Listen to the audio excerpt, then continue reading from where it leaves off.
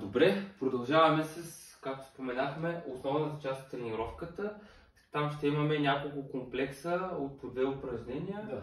като при първото упражнение там целим да подобрим нашите сухожилия и експлозивна сила, нали така? Да. А при второто упражнение каза, че работим за подобряване на кор мускулатурата. Да, за заздравяване на цялата област около гръбнака с цел превенция от контузии в областта на кръста.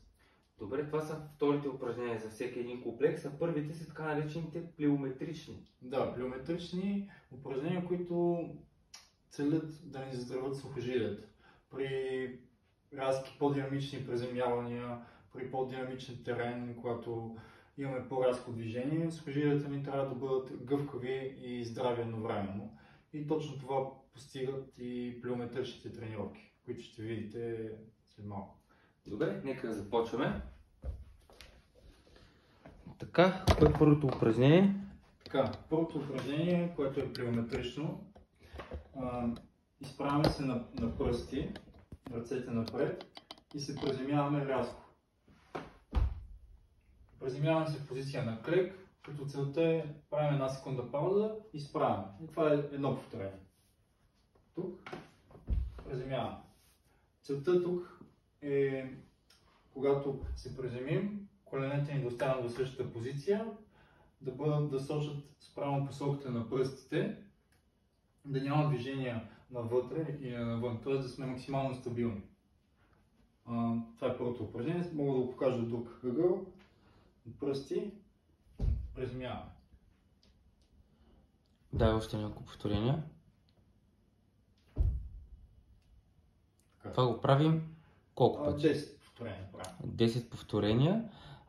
Добре. Тук какво печелим с това упражнение? Какво ни дава? Дава ни стабилност в позициите, в която най-често сме, когато караме спомгол, когато се приземяваме при по-неравен терен. И идеята е тук да заздравим сухожилията на глезените, ахилеса, сухожилието около колената и за цялостна кондиция. Така, веднага след като изпълним това упражнение, преминаваме към второто упражнение в този комплекс, което е за кор мускулатура, Да, за ядро. Ставаме на земята и от тук изпълваме противоположни крайници. Лява ръка, десна ръка.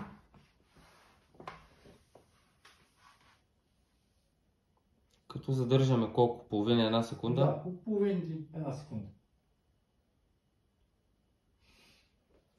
Така, тук целта на това упражнение е да използваме коремната мускулатура. Когато вдигнем крайниците си във въздуха, всички мускули около гръбнака, предната част, страничната част и задната се включват, започват да работят и стабилизират нашето тяло. Като тази стабилизация ще ни е нужна пак при по-динамични движения, когато трябва да се съпротивляваме с терена, с страничните сили. Добре. Реално първо упражнение, веднага след това второ упражнение и почивка от... Правим почивка от минута и половина, след което правим втора серия и пак така 3 серии общо взето с минута до минута и половина почивка. Добре, как можем да прогресираме с тези упражнения, да ги усложним в даден момент? Усложнението за първото упражнение, което е плиометрично, е следното. От пръсти приземяваме се и след това отскачаме нагоре. Това е вече по-сложната версия, като тук целта е да отскочим максимално нагоре и когато се приземим пак колената ни да са в стабилна позиция. Добре, би ли го направил още няколко пъти?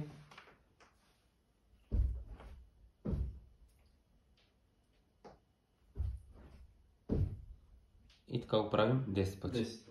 Добре, аз ме потвърждавам, тъй като съм правил тези упражнения, изглеждат доста лесни, особено в изпълнение на Алекс, но реално като ги правим многократно в серия се усеща и умора, и натоварване, така че ефектът доста бързо така започваме да го усещаме директно върху нашето тяло. При второто упражнение, там имаме ли някакъв вариант за... Да, там има два варианта, в които можем да го затрудним. Единият вариант е в същата позиция, обаче да отлепим леко колената във въздух. И от тази позиция също нещо правим. Изпълваме противоположни крайници.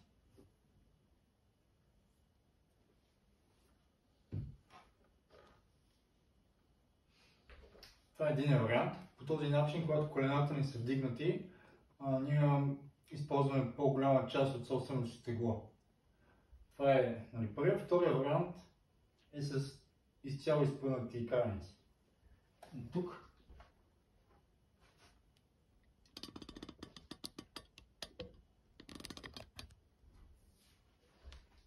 така. Това е втория вариант. Тук за него е важно да отбележим, че позицията на кръста трябва да бъде неутрална, т.е. да не се получава, да няма чупка в кръста. Защото когато има чупка в кръста, натоварването отива точно се поема от гръбнак, а не използваме корема. За да предотвратим това, трябва да стегнем корема и седалищните мускули. И по този начин, за да има тази неутрална позиция. Добре, благодаря ти.